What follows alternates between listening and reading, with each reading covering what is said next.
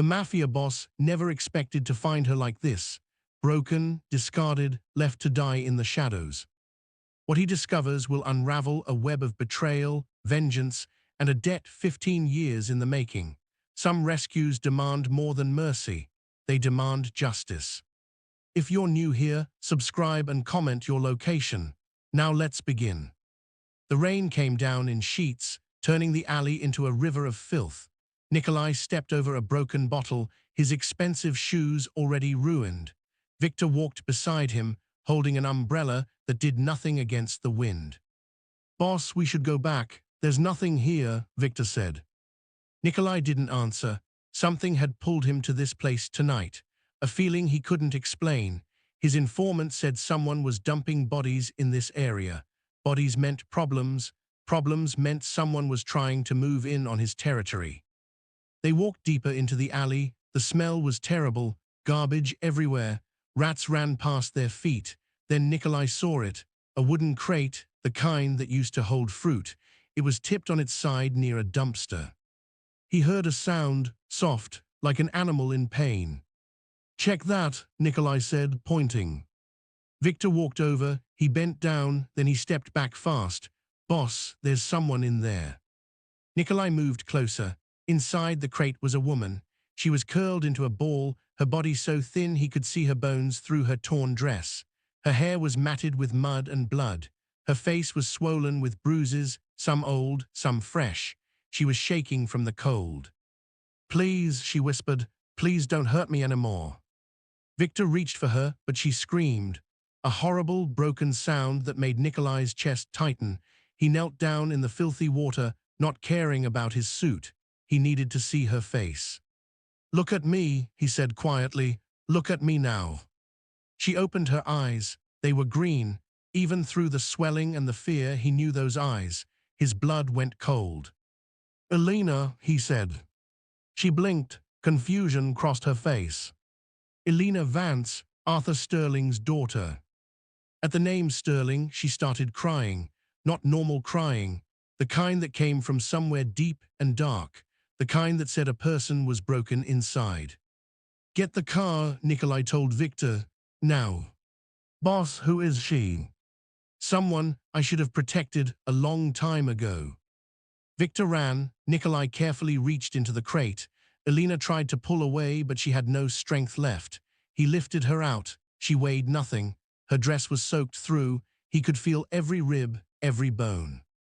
"Who the fuck put you here?" Nikolai said, but his voice was gentle. "Who did this to you?" Elena's lips moved, but no sound came out. Her eyes rolled back. She went limp in his arms. The black sedan pulled up.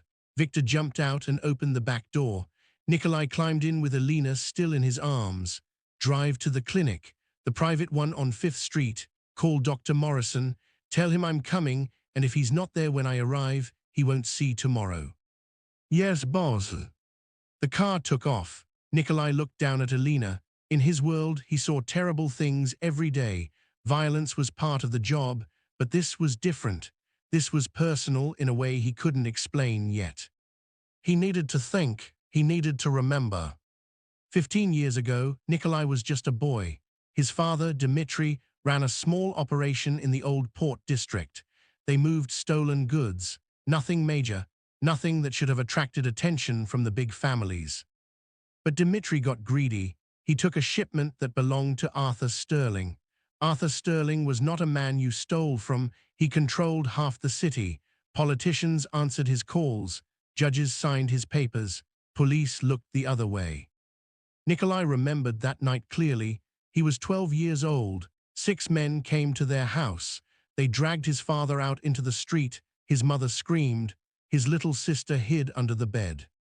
They made Nikolai watch as they beat his father. Every punch, every kick.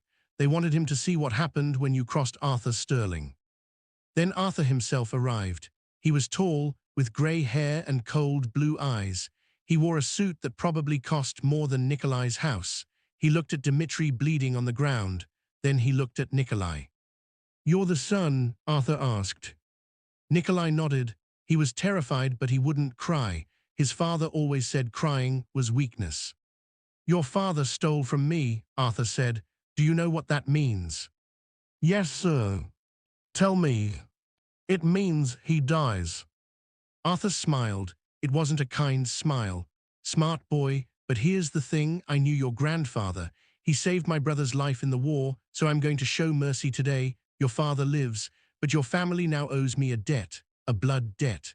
One day, when I need something, you will pay it. Do you understand? Yes, sir. Say it back to me. My family owes you a blood debt. One day I will pay it. Arthur nodded. He turned to his men. Leave them, let's go. Just like that they left. His father survived, but everything changed after that night. Dmitri was never the same. The beating had damaged something inside him. He died 2 years later. Heart failure, the doctors said, but Nikolai knew better. His father died from shame. Nikolai built his own empire after that. He learned from his father's mistakes. He was careful, he was smart, and he never forgot about the debt. Over the years, he heard things about Arthur Sterling. The man had married late in life. His wife died giving birth to a daughter named Clara. A few years later, Arthur adopted a second daughter, a girl named Elena from an orphanage. People said Arthur did it because his wife had always wanted 2 children.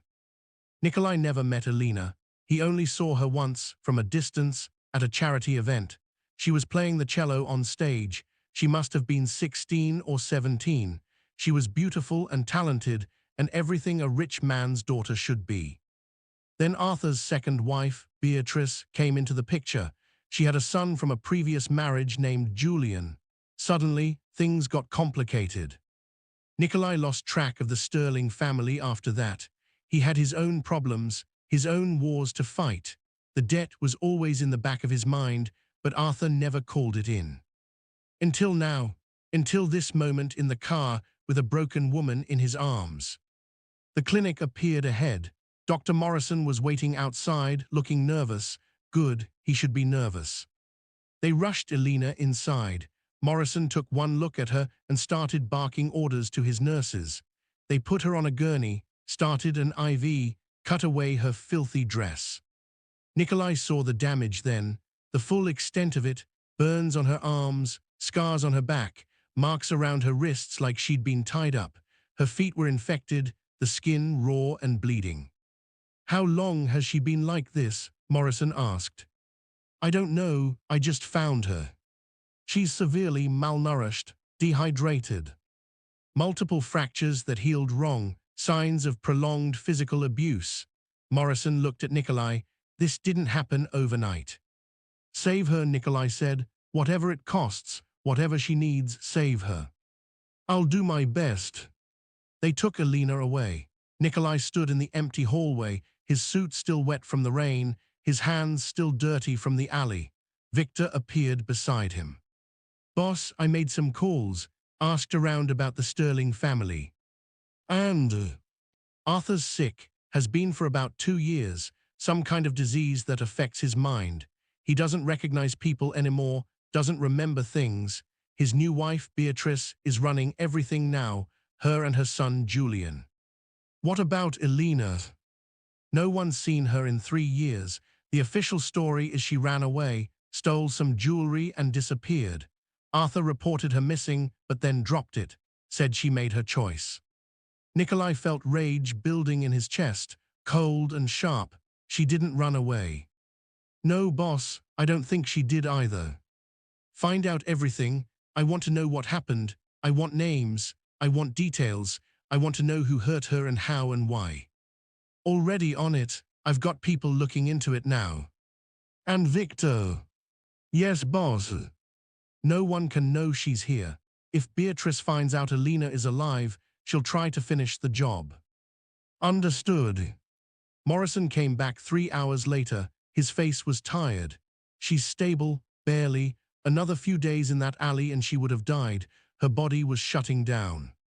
Can I see her?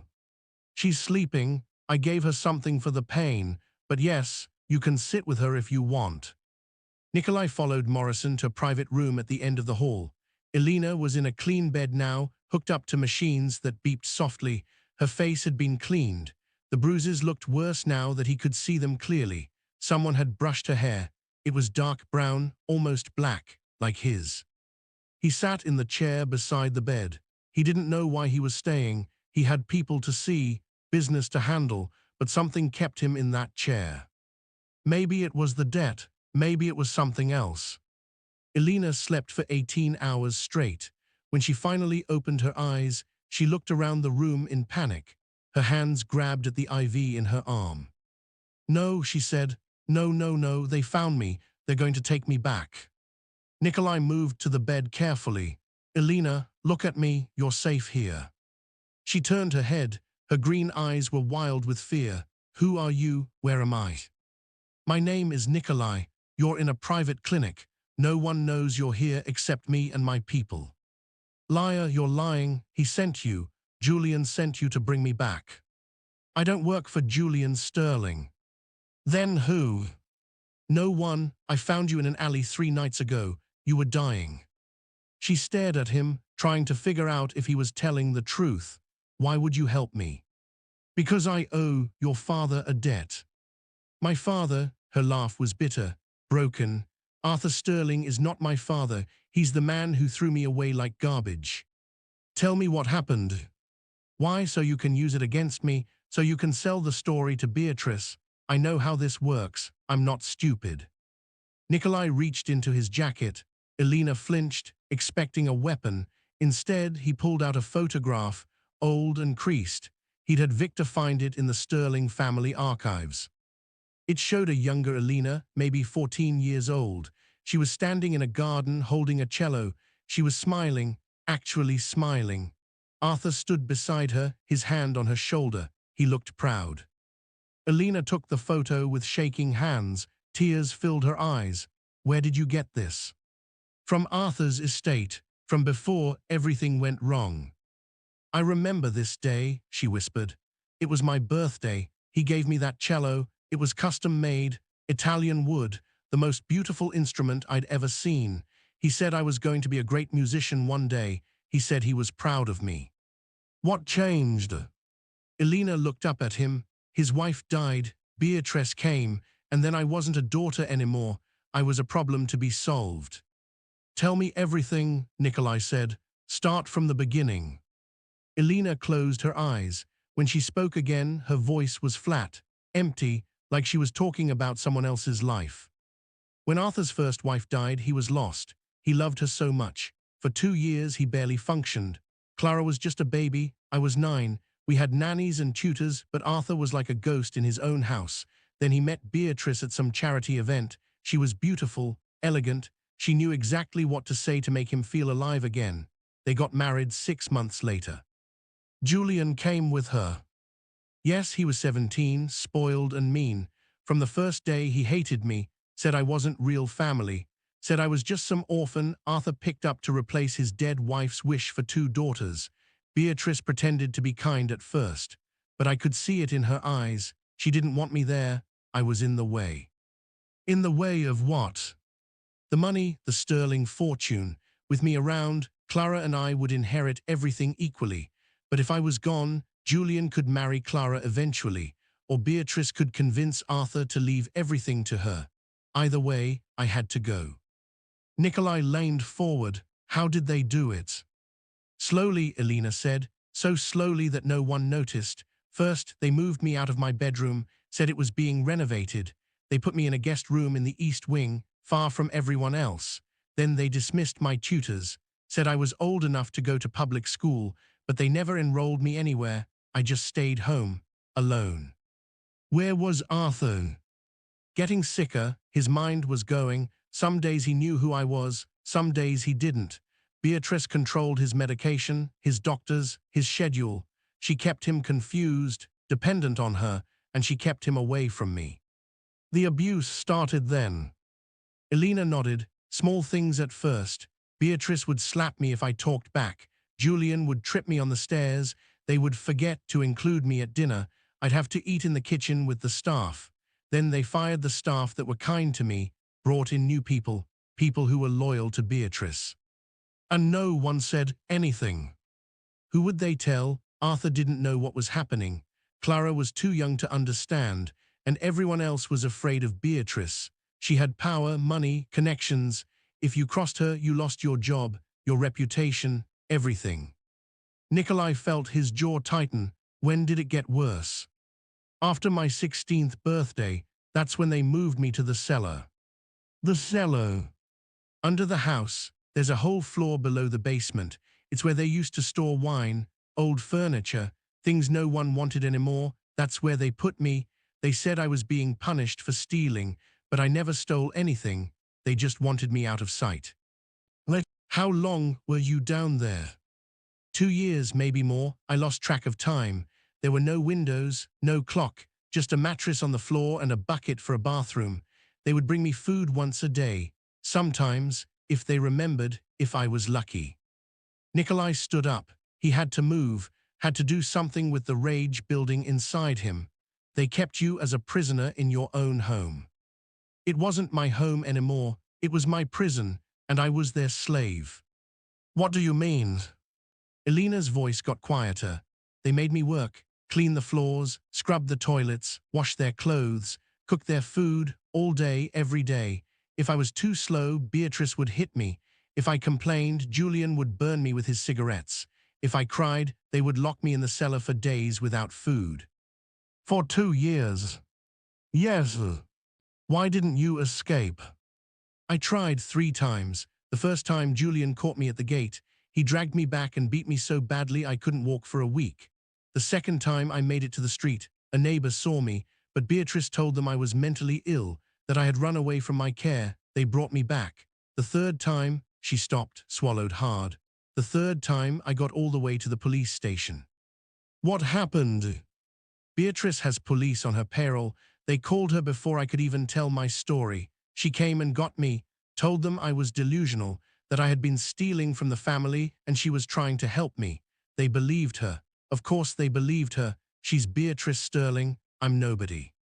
You're Arthur's daughter. Not anymore. She made sure of that. Nikolai sat back down. The jewelry. Tell me about the jewelry. Elena's face went hard. That was the final move. Arthur's first wife, Margaret, left me a necklace in her will, an emerald pendant. It was worth a fortune, but that's not why I loved it. I loved it because Margaret chose me. She wanted me to have something beautiful, something that proved I belonged. Beatrice hated that necklace. She wanted it for herself, or she wanted to sell it. I don't know, but she wanted it gone. So she framed you? Yes, she planted the necklace in my cot. Then she discovered it during one of her inspections. She brought Arthur down to the cellar. This was during one of his clear moments. He saw me there, dirty and thin, with the necklace in my things. Beatrice told him I had stolen it, that I had been stealing from the family for years, that I was dangerous, ungrateful. And he believed her. He was sick, confused. He didn't remember moving me to the cellar, didn't remember any of it. To him, it looked like Beatrice was telling the truth. His adopted daughter had betrayed him, stolen from his dead wife's memory. He was so angry, so hurt. He told me to leave, said I had 1 hour to get out of his house and never come back. Said if I ever tried to contact him or Clara again, he would have me arrested. They threw you out with nothing. Beatrice gave me $20 and the clothes on my back. It was winter, cold. I had nowhere to go, no friends, no family, no one who would believe my story. I was 18 years old and I had nothing. Nikolai watched her carefully. How did you end up in that alley? Elena looked away. I survived for a while, got a job at a diner washing dishes, slept in a shelter. It was hard, but I was free. Then Julian found me, I don't know how. Maybe he had someone watching. Maybe it was just bad luck. He came to the diner one night, waited until my shift ended. He said Beatrice wanted to make sure I stayed quiet, that I didn't try to tell anyone what really happened. He said if I ever came back, if I ever tried to see Arthur or Clara, they would kill me.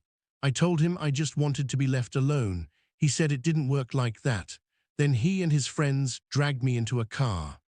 Where did they take you? Different places, warehouses, empty buildings. They would keep me for a few days, beat me, starve me, then let me go. I'd try to run, try to hide, but they always found me. This went on for months, maybe a year. I lost track. Each time was worse than the last. Each time I thought they were going to kill me. Then 3 weeks ago, Julian said he was tired of the game. He said it was time to end it. They beat me worse than ever before, broke my ribs, my arm. Left me in that alley to die. I thought that was it. I thought I was finally done. But you didn't die. No, Elena said. She looked at him with those green eyes. You found me instead. Why would you help someone like me? Someone no one wants. Someone everyone threw away. Nikolai reached out and took her hand. It was small and cold. Because 15 years ago, your father showed mercy to my family when he didn't have to. He could have killed my father, but he didn't. He gave us a chance. Now I'm giving you one. The debt is paid. But more than that, he paused, thought about how to say it. More than that, what they did to you is wrong, and I don't let wrong things stand, not in my city. Elena's eyes filled with tears. Real tears this time, not from pain or fear, but from something else. Something she hadn't felt in years. Hope. What are you going to do? She asked.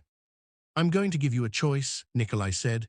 You can walk away right now. I'll give you money, a new identity, a fresh start somewhere far from here, somewhere Julian and Beatrice will never find you. You can have a normal life, safe, quiet, free.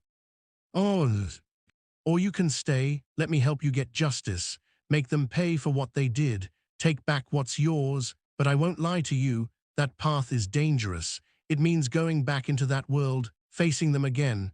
Are you strong enough for that? Elena was quiet for a long time. Nikolai could see her thinking, weighing her options. Part of him hoped she would choose to leave, to save herself, but another part, the part that understood revenge, hoped she would stay. I want them to pay, Elena finally said. I want them to lose everything like they made me lose everything. I want Arthur to know the truth before he dies. I want Clara to be safe from them, and I want Beatrice and Julian to feel what I felt. Fear, pain, helplessness. Nikolai smiled. It was not a kind smile. Then we have work to do.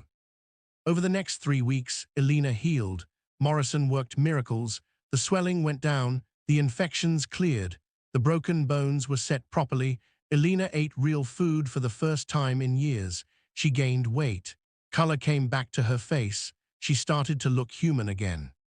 But the real transformation was inside.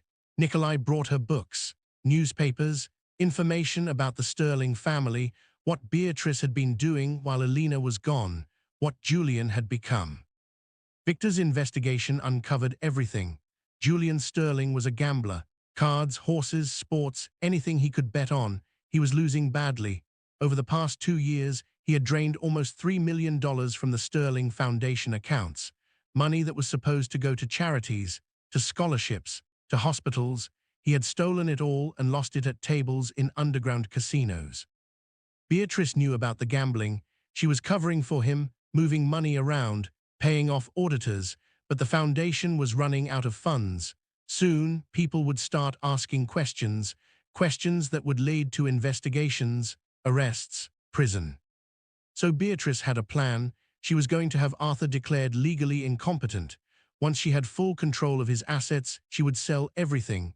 The house, the companies, the investments. She would take the money and disappear with Julian, leave Clara with nothing, leave Arthur in some cheap nursing home to die alone. They're planning to do it next month, Victor told Nikolai. There's a court hearing scheduled. They have 3 doctors ready to testify that Arthur can't make decisions for himself anymore. Can we stop the hearing? Not legally. Beatrice has covered all her bases. She's been planning this for years. Nikolai looked at Elena. She was standing by the window, staring out at the city. She had gained 20 pounds. Her hair was shiny and clean. She wore simple clothes, but she stood differently now. Stronger, sure of herself. We don't need to stop it, Nikolai said. We just need to be ready when it happens. How long until Elena is strong enough to move around normally? Morrison says another week, maybe 2. Good, that gives us time. Elena turned from the window. Time for what? Time to rebuild you, to make you into someone they won't recognize, someone who can walk back into that house and destroy them from the inside. I don't understand. Nikolai walked to her. Beatrice thinks you're dead. Julian thinks you're dead. Arthur doesn't remember you exist. That's our advantage. We make you beautiful, sophisticated.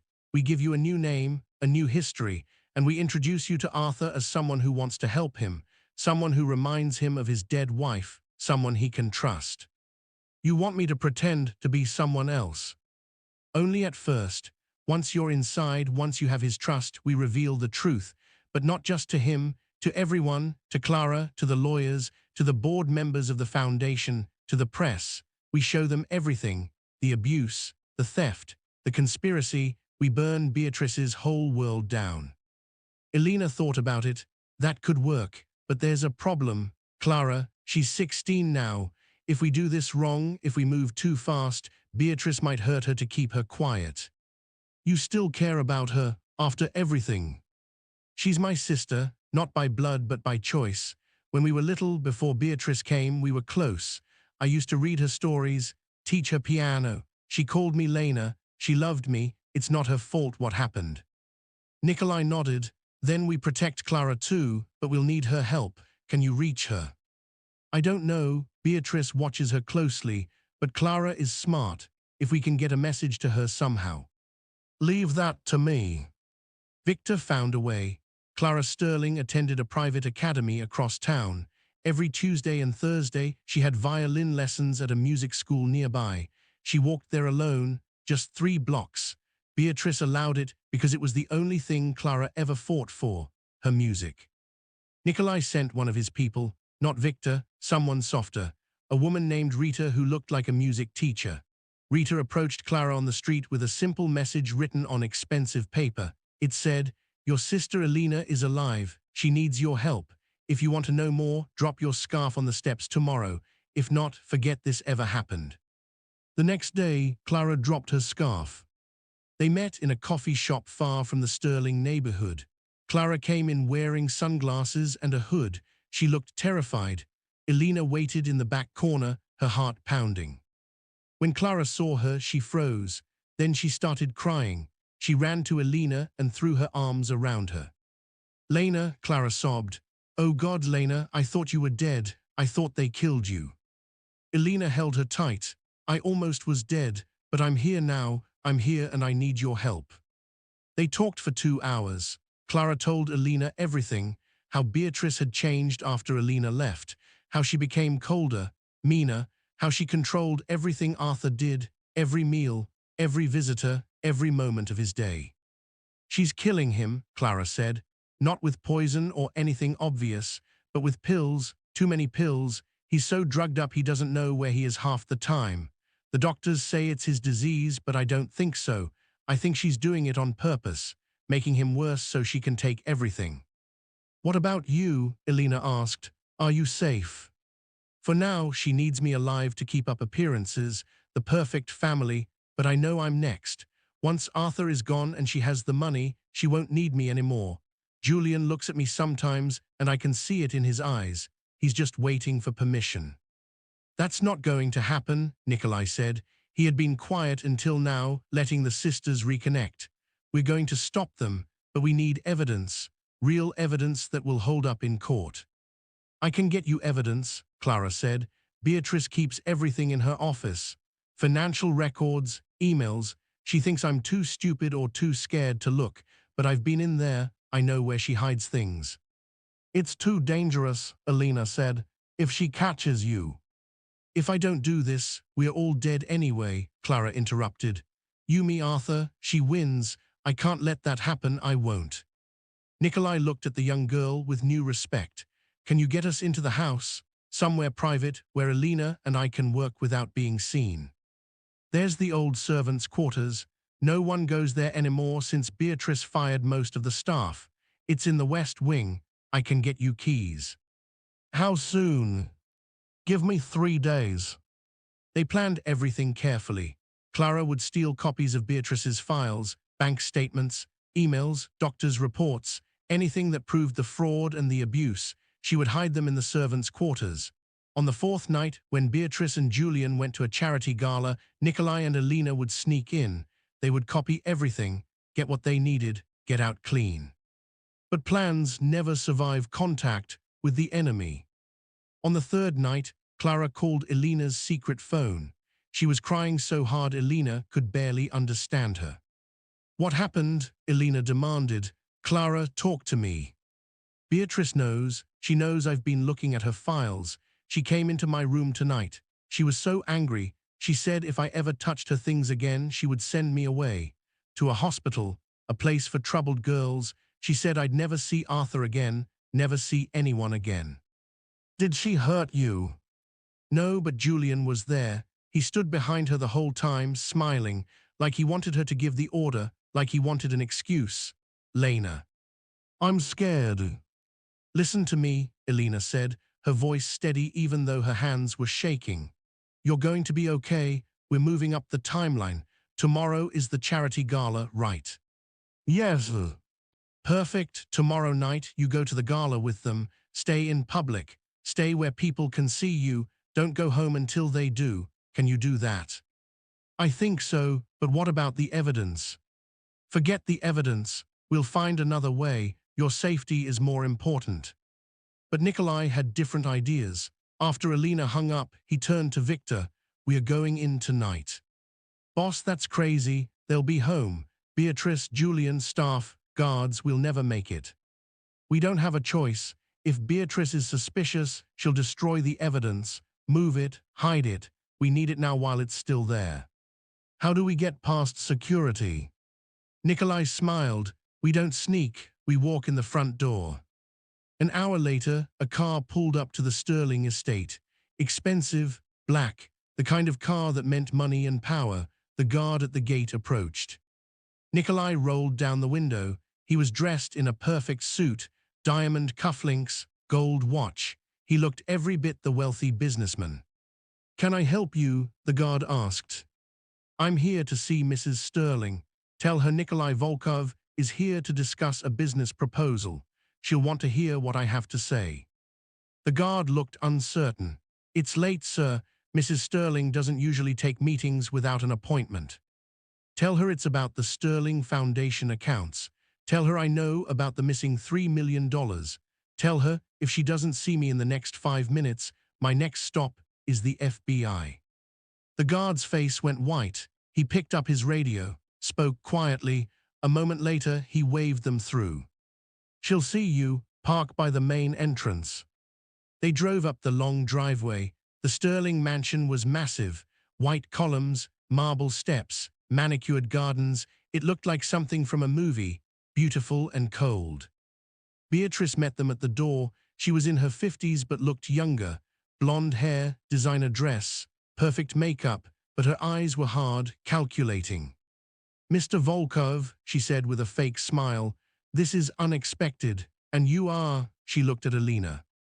Elena wore a wig, colored contacts, makeup that changed the shape of her face. She looked nothing like the broken girl from the alley. She looked like Nikolai's assistant, professional, forgettable. This is Rita, Nikolai said. My associate. She keeps my records. I assume you don't mind her presence. Of course not. Please come in. They followed Beatrice to her office. It was exactly what Elena remembered. Large desk, expensive furniture, windows overlooking the garden where she used to play. Now, Beatrice said, closing the door, you mentioned the foundation. What exactly do you think you know? I know your stepson has been stealing from it. I know you've been covering for him. I know you're running out of time before the auditors figure it out. And I know you're planning to solve this problem by taking control of your husband's assets and disappearing. Beatrice's smile never wavered, but something flickered in her eyes. Fear. Those are serious accusations. Do you have proof? Enough proof to interest the authorities. But I'm not here to threaten you, Mrs. Sterling. I'm here to help you. Help me. I'm a businessman. I solve problems. Your problem is that you need money to cover Julian's debts, and you need it before anyone realizes what's happened. I can provide that money for a price. What kind of price? 30% of whatever you take from Arthur's estate. Once you have control, once you liquidate his assets, you pay me my cut. Everyone wins. You get to disappear. I make a profit. And no one goes to jail. Beatrice studied him. Why would you take such a risk? If you know what we've done, turning us in would be the safer choice. Because I don't care about right and wrong, Mrs. Sterling. I care about profit. And because the people I work with value discretion over justice, we could be useful to each other. There was a long silence. Elena watched Beatrice think, watched her weigh the options. Finally, Beatrice nodded. I'll need time to consider your offer. This isn't a small decision. Of course, take until tomorrow. But Mrs. Sterling, one more thing. If you try to move or destroy any evidence before we have a deal, our arrangement is off. I have copies of everything. Insurance, you understand. Beatrice's face went hard. You're bluffing. Nikolai pulled out a folder. Inside were bank statements, emails between Beatrice and Julian, medical reports showing Arthur's drug regimen, proof of everything. Am I? Beatrice grabbed the folder, flipped through it. Her face went pale. Where did you get these? Does it matter? The point is, I have them. And if we can't come to an agreement, so will the FBI. So I suggest you think very carefully about your answer. Get out, Beatrice said quietly. Get out of my house now. Gladly, we'll be in touch. They left, walked calmly to the car, drove away. Once they were clear of the estate, Elena started laughing. Not happy laughter, hysterical laughter. We did it, she said. We actually did it. Did you see her face when you showed her the files? Where did you get those files? Victor asked from the front seat.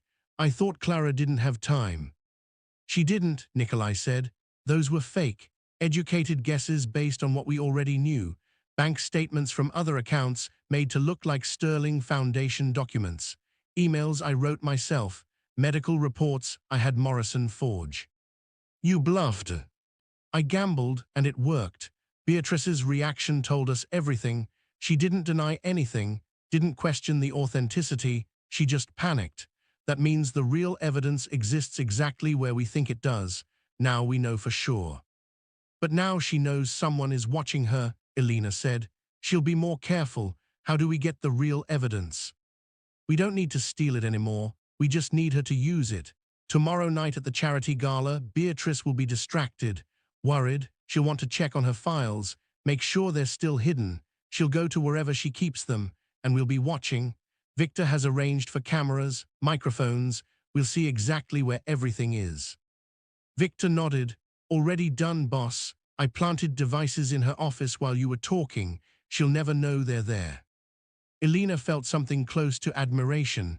You planned this whole thing, the bluff, the cameras, all of it. I told you, Nikolai said. I'm going to help you get justice, but justice requires proof, and proof requires patience. The next night, everything happened exactly as Nikolai predicted. Beatrice went to the charity gala. She smiled. She shook hands. She gave a speech about her dear husband and the wonderful work of the Sterling Foundation. But every few minutes, she would check her phone, look toward the door. She was nervous. At 10 o'clock, she made an excuse and left early. Julian went with her. Victor's team followed at a distance. The cameras in the Sterling mansion activated automatically. Nikolai, Elena, and Victor watched from a van parked 2 blocks away. Multiple screens showed different rooms of the house. They watched Beatrice go straight to her office, watched her open a hidden safe behind a painting, watched her pull out files and check them, count them, make sure everything was still there. Got it, Victor said. The safe combination is 072318, Arthur's birthday. Of course it is, Elena said bitterly. She uses his birthday to lock away evidence of how she's destroying him. They watched Beatrice put everything back, watched her close the safe, but then something unexpected happened. Julian came in. He looked drunk, angry. We need to move faster, Julian said. That guy tonight, Volkov or whatever his name is, he knows too much. What if he talks? He won't talk, Beatrice said. He wants money. That's all people like him care about. But what if you're wrong? What if he goes to the police? Then we accelerate the timeline. The hearing is in 2 weeks. Once I have control of Arthur's assets, we liquidate everything and leave the country. By the time anyone figures out what happened, we'll be gone. What about Clara? What about her? Do we bring her with us? Beatrice laughed, a cold, cruel sound. Don't be stupid. Clara stays here. She can rot with her father for all I care. Someone might ask questions about Elena, about what happened to her. Elena is dead. Even if they found her body, there's no evidence connecting us. You were careful, weren't you? Of course, I dumped her in the worst part of the city, even if someone found her. She was so messed up they probably just thought she was another homeless junkie who died in the street. Elena's hands clenched into fists. Nikolai put a hand on her shoulder. Breathe, he said quietly. We have it all on tape now, every word. That's a confession. It's not enough, Elena said. We need more. We need Arthur to know the truth. We need him to see who they really are before he loses himself completely. Then we give him that, but first we need to get Clara out of that house, tonight. They waited until 3 in the morning. Clara's room was on the second floor, east wing. Victor had already disabled the security cameras in that section. A ladder, a quiet knock on the window. Clara's scared face appearing behind the glass. She opened the window. Lena. It's me, we're getting you out. Pack a bag, just essentials, we need to move fast. What about Arthur?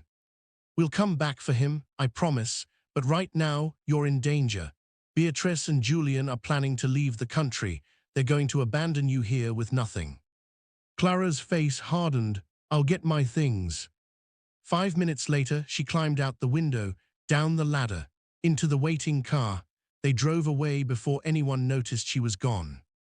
Where are we going? Clara asked. Somewhere safe, Nikolai said. Somewhere Beatrice will never find you. He took her to one of his properties, a penthouse apartment downtown, secure, protected. Rita was waiting there to stay with her. Thank you, Clara said to Nikolai, for helping us, for saving Elena. You didn't have to do any of this. Yes, I did, Nikolai said. I owed a debt. The next morning, Beatrice discovered Clara was gone. She called the police, reported her missing. But the police asked questions. Why didn't you notice she was gone until morning? Why were the security cameras in her section disabled? Why do you seem more angry than worried? Beatrice couldn't answer those questions without revealing too much, so she dropped it, told everyone Clara had run away, that she was troubled, unstable, just like Elena had been. But this time people didn't believe her. Clara's friends came forward, her teachers. They said Clara was happy, well-adjusted, not the kind of girl who runs away. The press started asking questions. The Sterling Foundation board demanded answers. Everything was falling apart for Beatrice, and that's exactly what Nikolai wanted. The final move came 2 weeks later, the competency hearing for Arthur Sterling. The courtroom was packed. Lawyers, doctors, board members, press. Everyone wanted to see what would happen to one of the city's most powerful men.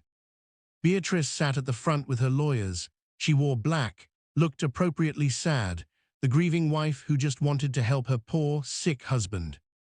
3 doctors testified that Arthur couldn't make decisions anymore, that his mind was gone, that he needed a guardian.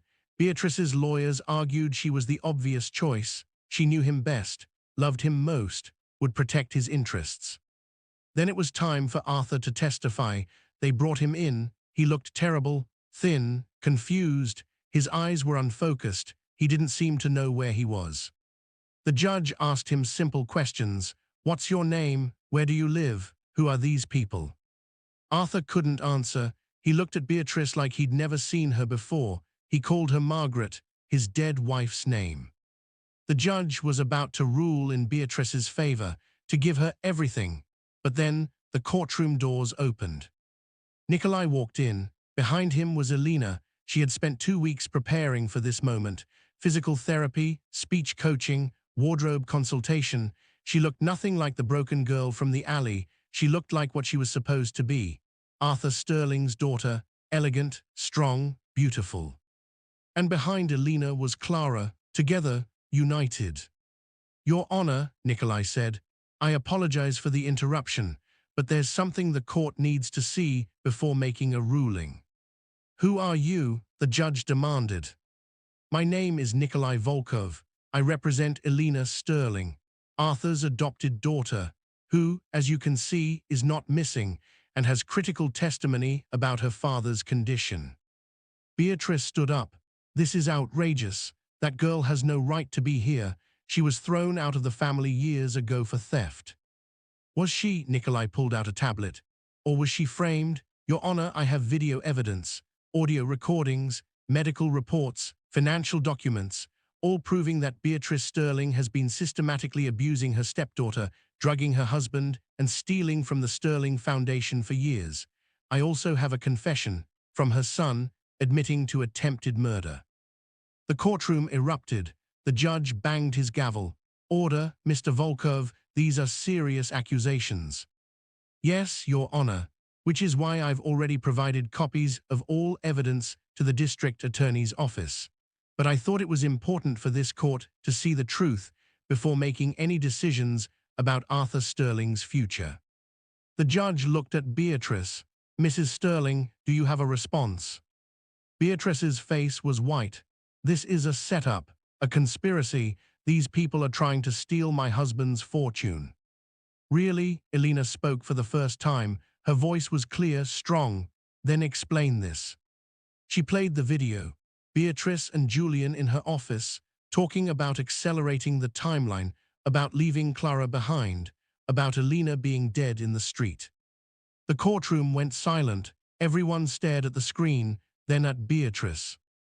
That's not, we were just, Beatrice couldn't finish. There was no explanation that would work.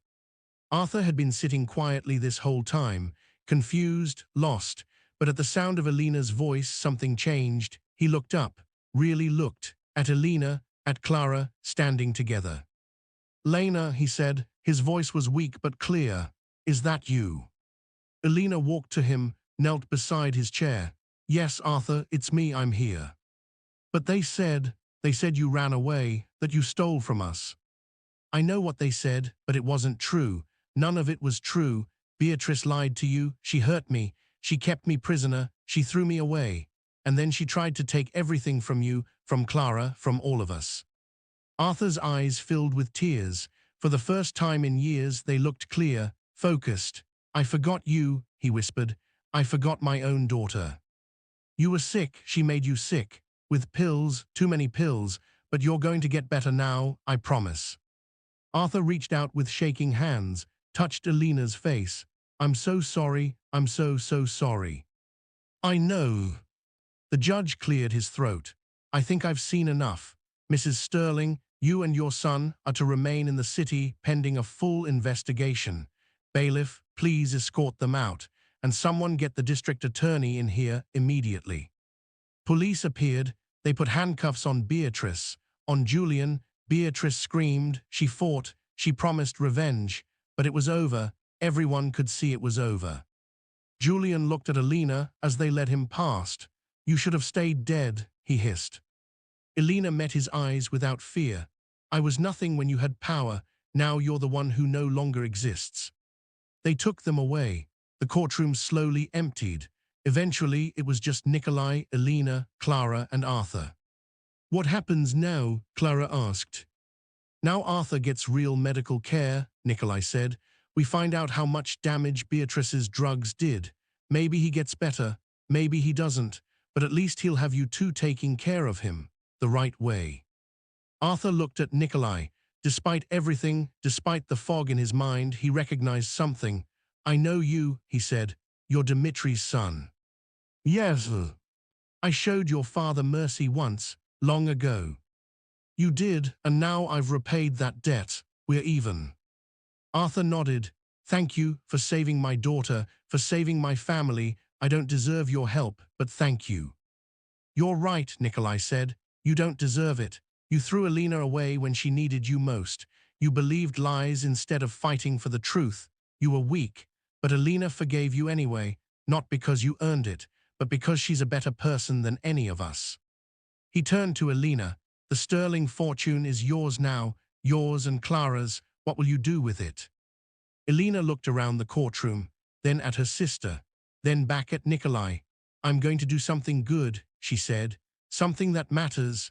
I'm going to make sure no one else ends up in an alley dying alone because the people who were supposed to love them chose money instead. A year passed. The Sterling mansion was sold. Too many bad memories. Arthur lived in a smaller house with around-the-clock medical care. The drugs were out of his system now. He was better, not perfect. He would never be perfect again, but he knew who he was. Who his daughters were, that was enough. Beatrice and Julian were in prison, multiple charges, fraud, embezzlement, attempted murder. They would be there for a long time. Clara finished high school, got accepted to a prestigious music conservatory. She played violin beautifully, just like her mother. And Elena built something new. She took half the sterling fortune and created the Mercy House, a shelter for women escaping abuse, not just a place to sleep, a place to heal, to learn, to become strong again. It was a beautiful building in the old warehouse district, renovated, modern, safe. It had bedrooms, a kitchen, a library, a music room, everything Elena wished she'd had when she was lost and alone. On opening day, Nikolai came to see it. He walked through the halls with Elena, saw the women there. Some were young, some were old. All of them had stories like Elena's, stories of people who should have protected them but didn't. "You did good," he said. "We did good," Elena corrected. "I couldn't have done this without you. The debt is paid. You don't owe me anything." "I know, but maybe this isn't about debts anymore. Maybe this is about choosing to help someone because it's the right thing to do." Nikolai smiled. "Maybe." They walked to the music room. A young girl sat at a cello. She was playing badly, wrong notes, awkward fingering, but she was trying. Elena sat beside her. "Here," she said gently, "let me show you." She took the bow, placed it correctly on the strings, and began to play. The music was beautiful, sad and hopeful at the same time, the sound of someone who had been broken but refused to stay that way. The girl watched with wide eyes. "Will you teach me?" she asked. "Will you show me how to play like that?" "Yes," Elena said.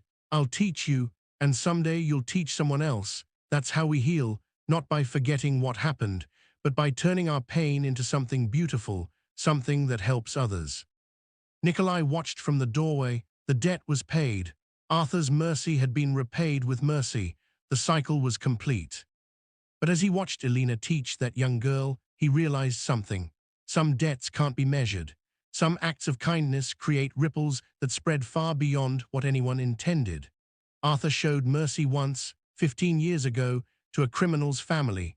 That mercy saved a boy who grew up to save a girl who now saved hundreds of others. Maybe that was the real lesson, not about debts or revenge or justice, but about choosing kindness when you could choose cruelty, about building instead of destroying, about being the person who breaks the cycle instead of continuing it. Nikolai turned to leave. He had his own life to get back to, his own empire to run, but he paused at the door.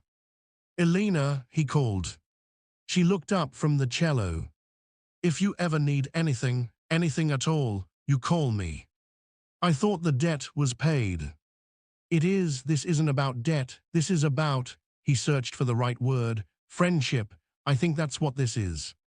Elena smiled, a real smile, the kind she hadn't been capable of a year ago. "Thank you, Nikolai, for everything." He nodded once, then walked out into the afternoon sun. Behind him, the music continued. A young girl learning to play, an older girl teaching her, both of them building something new from the ruins of something old.